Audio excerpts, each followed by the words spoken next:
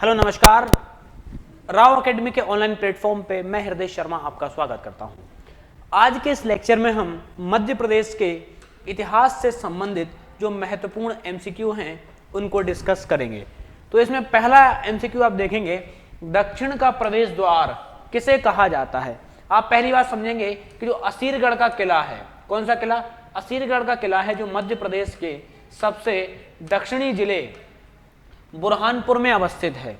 और ये असीरगढ़ का किला आप देखेंगे किसने बनवाया था, तो ये आसा अहीर नामक राजा ने क्या किया था, बनवाया था। तो आसा अहीर जो नामक राजा है इसने क्या बनवाया था, असीरगढ़ का किला बनवाया था। मध्य प्रदेश के बुरहानपुर में है। अगर आपको साउथ इंडिया को जीतना है तो आपको असीरगढ़ के किले को, वहीं से रास्ता, एक दर्रा जो था बुरहानपुर दर्रा, वहीं से रास्ता निकल करके जाता था। अगर आपको साउथ इंडिया को जीतना है तो आपको असीरगढ़ के किले से निकल करके जाना पड़ता था।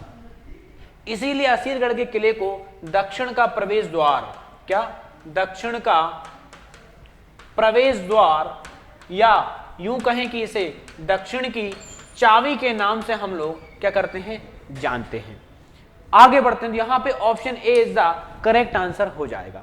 आगे बढ़ते हैं, आगे बढ़ते हैं तो हमको यह पता चलता है कि अमझेरा का युद्ध कब हुआ था। तो साथियों, अमझेरा का जो युद्ध हुआ था 1728 और 29 में ये हुआ था। किस किस के बीच हुआ था? आप देखेंगे मध्य प्रदेश में ये होलकर वंश के जो शासक होते हैं मल्हार राव, कहां पे, जो होलकर वंश के फाउंडर मध्य प्रदेश में मल्हार राव, इस समय आप देखेंगे मुगल सूबेदार है ना, मुगलों का एक सूबेदार था धार में, मुगल सूबेदार के मध्य ये युद्ध हुआ था। कहां हुआ था? मध्य प्रदेश के धार के अमझेरा में हुआ था। इस युद्ध में जो मल्हार राव हैं ये क्या हो जाते हैं, विजय हो जाते हैं और ये धार वाले क्षेत्र को क्या कर लेते हैं, जीत लेते हैं। तो अमझेरा का युद्ध 1728-29 में हमको होता हुआ दिखाई पड़ता है। आगे बढ़ते हैं, आगे बढ़ते हैं तो हमको ये पता चलता है कि भोपाल का युद्ध, भोपाल का जो युद्ध है ये कब हुआ था। तो आप देखेंगे भोपाल का जो युद्ध है वर्ष 1737 में हुआ था। और ये किस किस के बीच हुआ था? तो आप कहेंगे भोपाल का जो युद्ध है ये आप देखेंगे मराठों के बीच में होता है। किसके बीच में? मराठों और हैदराबाद के जो शासक होता है उसका नाम बेसिकली निजाम कहते हैं, हैदराबाद के शासक को। तो मराठों और हैदराबाद के निजाम के बीच में क्या होता है, ये युद्ध होता है। और मराठों की तरफ से इस युद्ध का नेतृत्व कौन करेगा? पेशवा बाजीराव प्रथम करेगा। कौन करेगा? पेशवा बाजीराव प्रथम मराठों की तरफ से इस युद्ध में नेतृत्व करेगा। और जो बाजीराव प्रथम है ये गुरिल्ला पद्धति का क्या है, बहुत ही बड़ा प्रतिपादक ये माना जाता है। दूसरी बात, पेशवा बाजीराव प्रथम की हम कहें 1740 में क्या हो जाती है, इसकी मृत्यु हो जाती है। और ये मृत्यु कहाँ होती है? तो खरगोन में एक जगह है। कौन सी जगह है? खरगोन में एक जगह है, उसका नाम क्या है, रावरखेरी। तो रावरखेरी खरगोन में महान पेशवा बाजीराव प्रथम की मृत्यु होती है। यहीं पर रावरखेरी खरगोन में ही बाजीराव प्रथम की क्या बनाई जाती है, समाधि बना दी जाती है। एक्चुअली इसकी जो मृत्यु है मलेरिया के कारण हो जाती है, ठीक है। तो भोपाल का युद्ध 1737 में हुआ था। Option A is the correct answer. उम्मीद करता हूं यहां तक की चीजें आपको बेहतर तरीके से समझ में आई होंगी। आगे बढ़ते हैं तो अपने को ये पता चलता है, इसमें पूछा है कि हम कहें कि जो अपना बाजीराव प्रथम है महान पेशवा, इसने मराठों का पेशवा कब से कब तक रहा? तो 20 वर्ष ये रहा है। 1720 से लेकर के 1740 तक मराठा पेशवा कौन रहा? बाजीराव प्रथम रहा। इसमें आप देखेंगे बाजीराव प्रथम की जो समाधि है कहाँ है? तो मैंने अभी आपको बताया था, ये एक्चुअली होलकर, ये रावरखेरी है। कौन सा? रावरखेरी। रावरखेरी खरगोन में ये जगह है। तो रावरखेरी खरगोन जो जगह है यहाँ पर हमें पेशवा बाजीराव प्रथम की समाधि दिखाई पड़ती है, क्योंकि इसी स्थान पे वर्ष 1740 में बाजीराव प्रथम की क्या हो जाती है, मृत्यु हो जाती है मलेरिया के कारण। तो इसकी समाधि कहाँ बनाई जाती है? रावरखेरी खरगोन में। I think you getting my point, है ना। तो ये प्रश्न आपको समझ में आया होगा।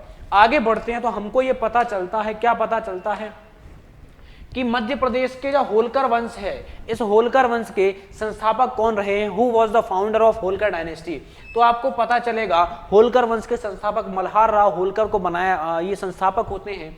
ये 1731 में मध्य प्रदेश का जो मालवा वाला भूभाग है ना, मालवा रीजन ऑफ मध्य प्रदेश, इसमें ये क्या करते हैं, जो होलकर डायनेस्टी है, कौन सी डायनेस्टी है साथियों, जो होलकर हम कहें डायनेस्टी है, होलकर प्रिंसली स्टेट है, इस होलकर प्रिंसली स्टेट को क्या करते हैं, इस्टेब्लिश ये हमको करते हुए दिखाई देते हैं। तो who was the founder of Holkar dynasty of Madhya Pradesh, तो वो कौन होते हैं, हमको मल्हार राव होलकर दिखाई पड़ते हैं। उम्मीद करता हूं ये चीजें आपको बहुत बेहतर तरीके से समझ में आ रही होंगी। तो option A is the correct answer.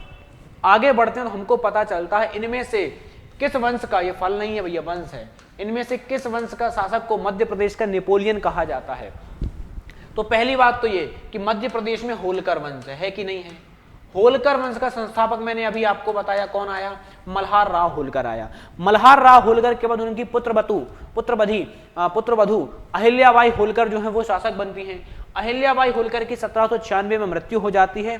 इसके बाद जो होलकर वंश के अगले शासक बनते हैं वो बनते हैं 1797 में, कौन बनते हैं, यशवंत राव होलकर। तो कौन बनते हैं साथियों, यशवंत राव होलकर। तो कौन बने, यशवंत राव होलकर, होलकर वंश के अगले शासक बने। और यशवंत राव होलकर आप देखेंगे है ना, हम कहें 1797 से लेकर के 1811 तक, 1797 से 1711 तक जो व्यक्ति होलकर रियासत का शासक रहेगा वो कौन बनेगा, हम कहें यशवंत राव होलकर के नाम से हमको दिखाई देगा कि यशवंत राव होलकर हम कहें होलकरों के सबसे प्रतापी शासक के रूप में जाने जाते हैं। इसीलिए इन्हें मध्य प्रदेश का हम कहें क्या कहा जाता है, इन्हें हम क्या कहते हैं, मध्य प्रदेश के नेपोलियन के नाम से जानते हैं। क्या कहते हैं, मध्य प्रदेश का नेपोलियन है, भारत का नहीं, है ना। क्या बोलते हैं इन्हें, नेपोलियन ऑफ सेंट्रल इंडिया, मध्य भारत का नेपोलियन कह लो, है ना।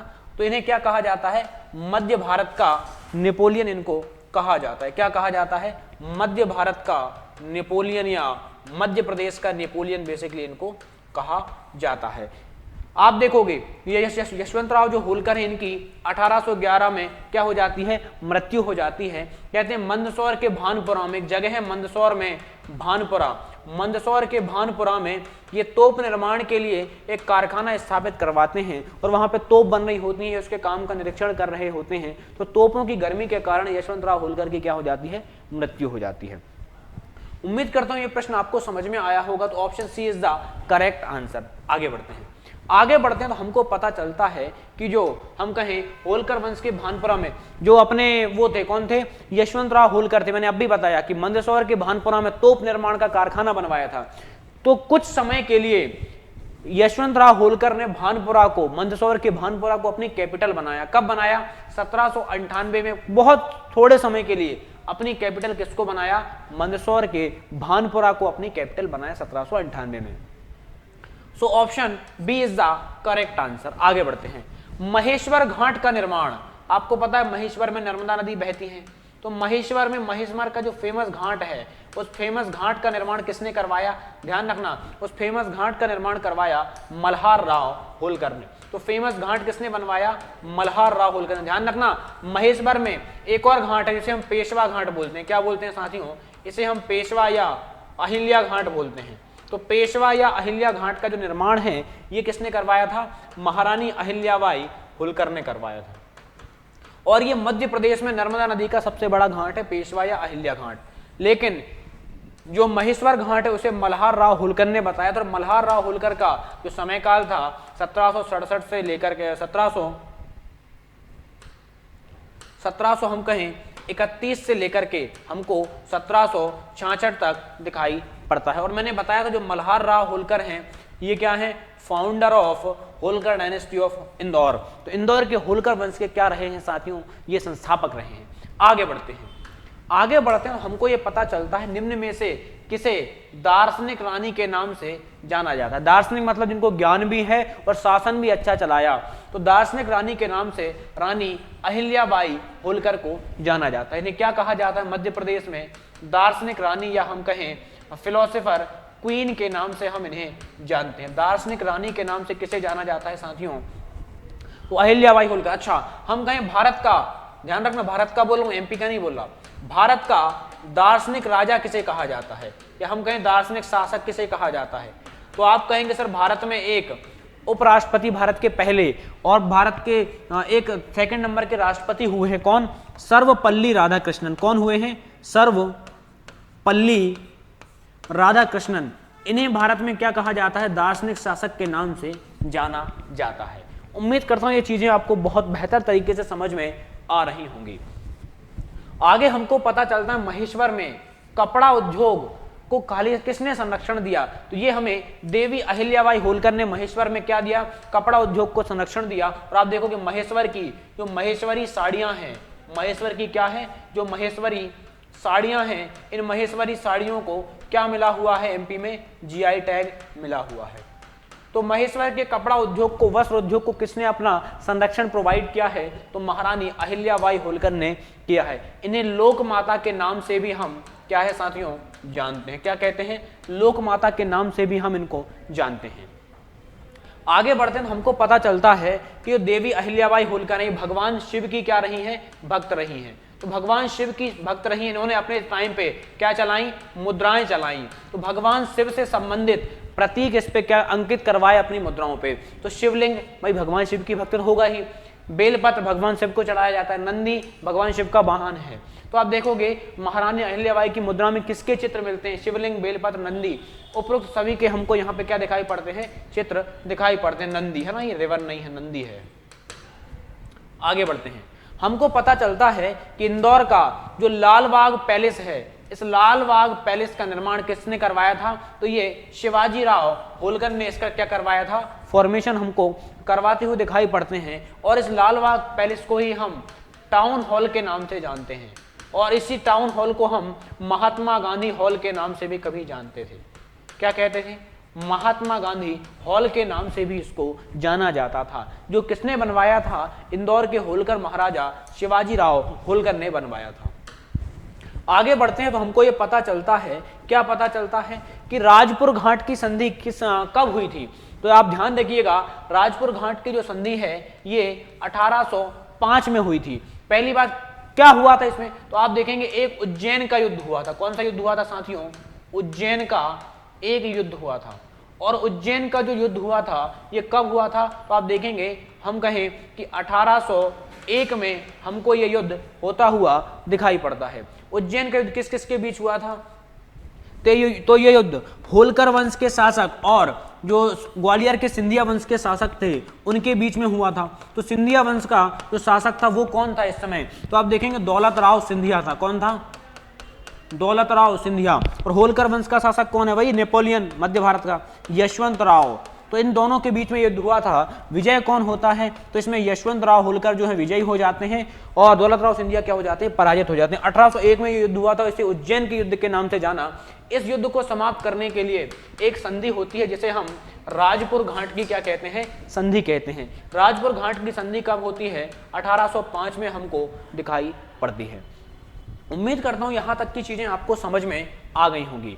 आगे बढ़ते हैं, हमको ये पता चलता है कि 1857 की क्रांति के समय है ना, हम कहें कि जो 1857 की क्रांति है इसके समय पे हमको मध्य प्रदेश के जो होलकर वंश के शासक हैं वो कौन दिखाई पड़ते हैं? तो आप कहेंगे सर 1857 की क्रांति के समय हमको इस रियासत के जो शासक हैं वो कौन दिखाई पड़ते हैं? तो तुकोजी राव होलकर। ये क्या पढ़ते हैं इस समय? ध्यान रखना, जो शिवाजी राव होलकर इन्होंने टाउन हॉल बनवाया था। यशवंत राव जो होलकर हैं इनका समयकाल 1700 अब भी बताया था मैंने 97 से लेकर के 1811 तक हमको दिखाई पड़ता है। मल्हार राव होलकर ने इस वंश की क्या की थी?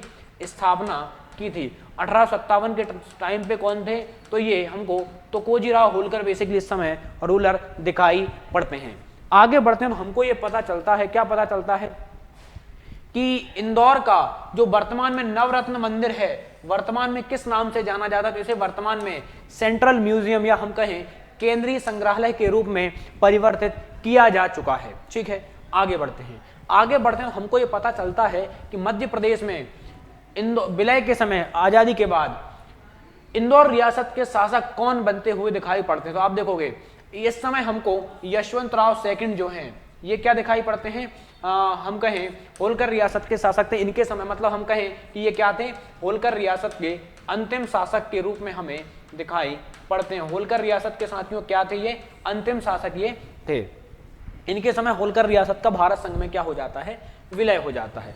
अगला हमें पता चलता है कि ग्वालियर में सिंधिया वंश के संस्थापक कौन थे। तो आप देखेंगे सिंधिया वंश के संस्थापक थे, ये कौन थे भैया, 1731-32 में ग्वालियर में सिंधिया वंश की स्थापना किसने करी है, राणोजी राव सिंधिया ने करी है। क्या करी है, राणोजी राव सिंधिया ने क्या करी है, इस सिंधिया वंश की स्थापना ग्वालियर में करी है। और इन्होंने राणोगंज के नाम से, जो आज शाजापुर जिले में सुजालपुर है, इसे राणोगंज के नाम से इन्होंने बसाया था। और जो राणोजी राव सिंधिया हैं, इन्होंने जो उज्जैन में महाकाल मंदिर है, इस महाकाल मंदिर का क्या कराया था, रेनोवेशन कराया था, या हम कहें पुनर्निर्माण इन्होंने कराया था।